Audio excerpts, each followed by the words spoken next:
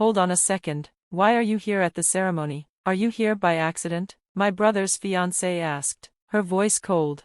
Oh, Claire, what do you mean? I asked casually.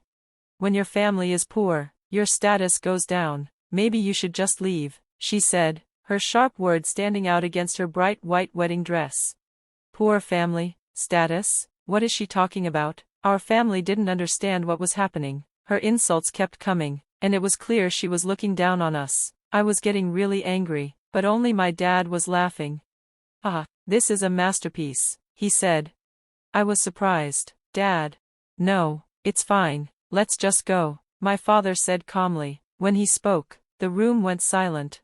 My name is Lily, and I'm 25 years old. I work at a regular office job. Maybe I should have taken a different path, but I chose to go to a normal university and become a regular employee.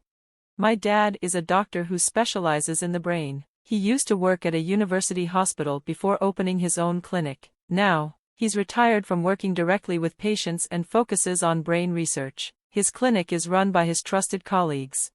People often ask me, why didn't you become a doctor? But the responsibility of holding someone's life in my hands is too much for me. I don't want to help people less, but I don't have the confidence to be a doctor. Unlike me, my older brother Alex became a doctor. He's 2 years older than me and always been an achiever. He went straight to a top medical school. He's also good-looking and popular with women. Good grades, good looks, but those qualities changed him over time. In high school, I started feeling uneasy about my brother. After he entered medical school, he started spending less time at home, often out with a different girl every time. I saw it in his Instagram posts. This eventually reached my dad, and one day, they argued. Alex, what are you even doing at university? Dad asked, clearly frustrated. I'm studying, Dad, it's fine, Alex replied dismissively. That's not the point. Being a doctor isn't just about grades. You have to care for your patients, Dad explained. Please, Dad, who cares about that anymore? If you have skills, you can do anything. Stop acting like some old school teacher. I don't want to hear it, Alex responded with a grin. It was clear Alex was rebelling against our parents. He didn't just disrespect Dad, he also made me feel small. You're nothing compared to me. People like you will fail at anything. You're lucky to have someone like me as your brother, he would say to put me down. Whenever Alex came home, he'd insult me. I already felt inferior to him, so I never stood up for myself. But after he graduated, things changed for Alex. Even though he passed the medical exams, no hospital wanted to hire him. He took interviews at 2 big hospitals, but he didn't get the jobs. The reason? His attitude. He made comments that were hard to ignore. He had little experience, but acted as though he was above others. He also made fun of Dad's approach to patient care. After hearing all this, Dad decided Alex should work at our clinic. Why me? Alex asked angrily. You haven't found a job, have you? Work here until you do, Dad said firmly. Ugh, fine, Alex muttered, clearly upset, but to be honest, his anger was misplaced. Dad had given him a place when no one else would. As a father and a doctor, I'm not sure if Dad truly understood Alex, but I think Dad just wanted Alex to be a doctor who cares about his patients. Sadly, Alex didn't seem to care about Dad's feelings. Even while working at the clinic, Alex continued to receive complaints from patients. He acted like he was in charge, probably telling everyone he would be the next director. Would Dad's hopes for him ever come true? One day, when I was lost in these thoughts, Alex brought home a woman. Mom, Dad, this is my fiancée, he said. Our family was shocked by this surprise announcement. Nice to meet you, she said, smiling, but there was something off about her. Her smirk made me uncomfortable as she looked at our family. Who is this person? I hope it's just my imagination. Is she really going to be my sister-in-law? Despite my uneasy feelings, the engagement moved forward. Even though Alex had been living alone, he started coming home more often after the engagement was announced, but he wasn't coming to spend time with us. My brother would often come to our parents' house and ask for money. Just the other day, he asked Dad to pay for his wedding expenses. Dad looked serious and said, Alex, I'm happy for your marriage, but if you're going to start a family, I want you to take care of your patients properly. Not this again. I'm taking care of them, Alex answered, clearly annoyed. Then why are your patients always complaining about you? Dad asked, I heard from the hospital director that some patients have asked for a different doctor. They probably just didn't like my diagnosis. They should keep quiet and listen to me, Alex replied sharply. I'm telling you, your attitude is the problem. You're causing trouble for the whole hospital. Do you like that? Dad asked. Fine, I get it. I should empathize with the patients, right? Anyway, pay for the wedding. I want it to be special for my fiancé too, Alex said. Mom and I were a little shocked by how Alex spoke about his fiancée. After a brief silence, Dad spoke again. I understand, but in return, I want you to lead a responsible life as both a doctor and a husband. Yeah, I get it. I'll be the kind of doctor you want me to be, Alex answered. That's good to hear. As promised, I'll cover the wedding expenses, Dad said.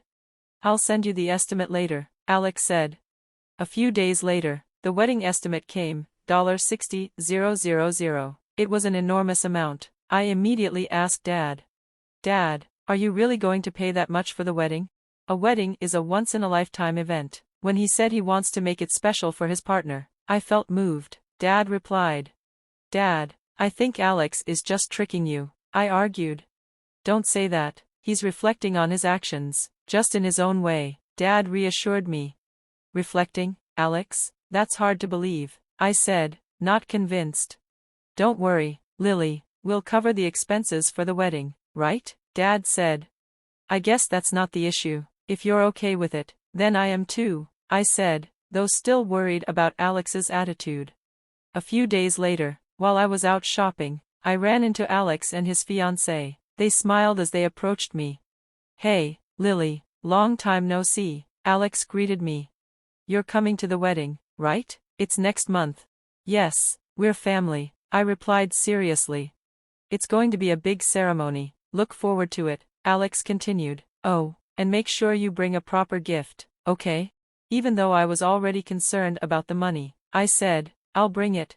Before I could say anything more, his fiancée spoke up. Lily, do you know how much is the right amount to give for a gift? She asked. Yes, I looked it up just in case, I answered. Well, don't give less than $3,000, she said firmly. Huh? I asked, confused. I mean, you're siblings, so at least $3,000 is what's expected, she explained. $3,000? I had never heard of that before. When I checked online, the average gift for siblings was about $1,500 to $1,700. I had planned on giving $1,000, but now they were demanding so much more. I felt uncomfortable with how much she was asking for. It seemed unreasonable, and the way she said it reminded me of the uneasy feeling I had when we first met her. I was right, she really wasn't someone I wanted as a sister-in-law.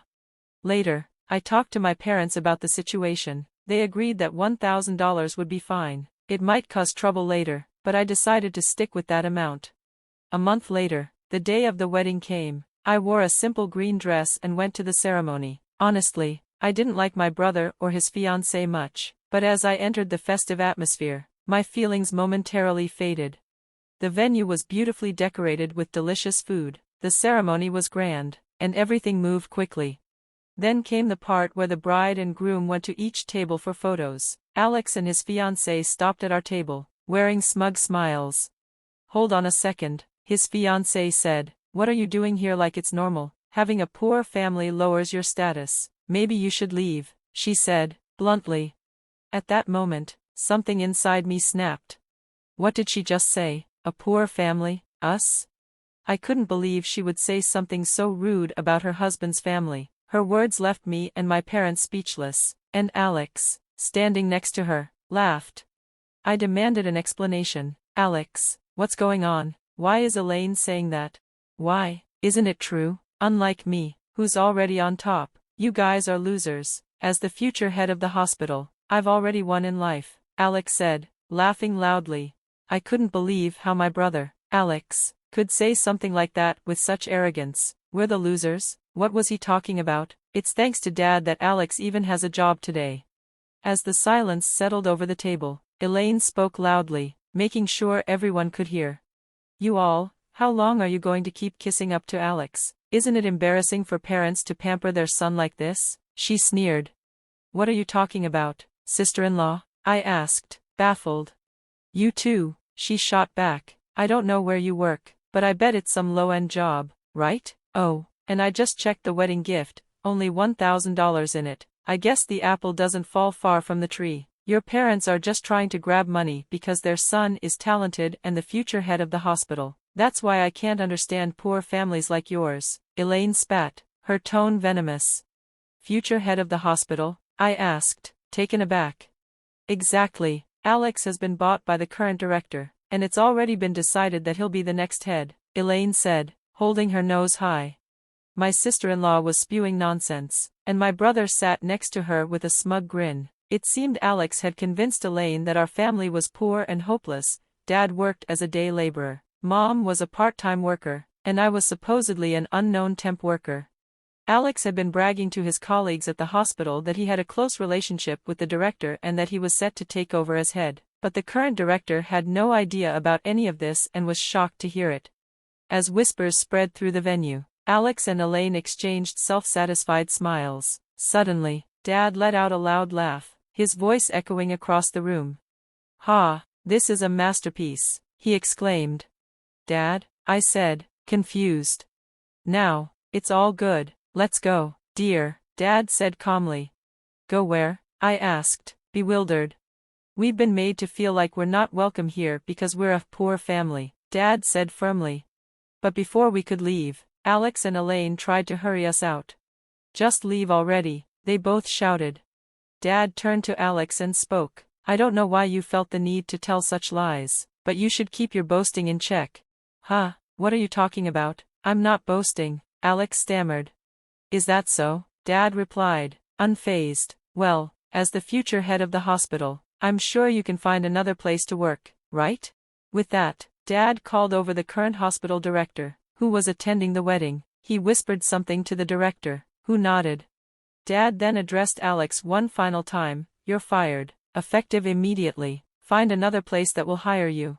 "What? Wait, Dad, what are you saying? I'm the future head of the hospital," Alex panicked. "If you have such power, then you should be able to find a job anywhere, right?" Dad asked. "Or maybe your claims about being the future head are just empty talk." Alex clenched his jaw and looked down, speechless. Elaine, who had been listening, grabbed Alex's arm, looking worried. "Alex, what's going on? How can your father just fire you? You were supposed to be the future head of the hospital. You were supposed to take care of everything, including this wedding. Come on, Alex, say something," Elaine demanded, shaking him. Alex just stood there, defeated. Dad turned to Elaine, his expression calm but resolute. "Elaine, let me explain," Dad began. "The hospital where Alex works, I was the director there." "Huh, but I thought you were just working part-time?" Elaine asked, surprised. "That's the lie Alex has been telling you. I'm a doctor, and my wife is a homemaker. Rachel works as an office clerk at a leading company in the industry," Dad added. "A lie? What do you mean?" Elaine asked, completely thrown off. "We're not poor at all. In fact, we hired Alex after he failed to find a job. Of course, I never intended to make him the director, and now, with this incident, I see I made a mistake. I can finally fire my son, and I won't be paying a single penny of the $60,000 wedding expenses," Dad finished. Ignoring the stunned Elaine, Dad turned to Mom and me. "Shall we go?" he asked. We nodded and started walking toward the exit. Meanwhile, Elaine's angry shrieks echoed through the venue. As the ceremony was cancelled, the guests, who had witnessed the exchange, began to leave one by one, taking their wedding gifts with them. Not only were the wedding expenses not covered, but the event ended up in complete debt. Elaine had quit her job thinking she would become the future hospital director's wife, but now, both she and Alex were unemployed. Even after spending all their savings, they couldn't afford the $60,000 wedding fee and ended up in debt. Now, they both work multiple part-time jobs and are struggling to find full-time employment. Despite being a doctor, Alex is unlikely to find the same level of work given his current reputation. As for our family, we never talked about Alex again. Mom and Dad are no longer concerned about him and live their days with smiles on their faces. I've come to realize that no matter how smart or successful you are, if you can't understand and connect with other people, your success will always be limited. Empathy and the ability to interact with others are far more important than academic or professional achievements. Like Dad, who is the epitome of someone who can truly connect with others. I'll strive to become the same from now on.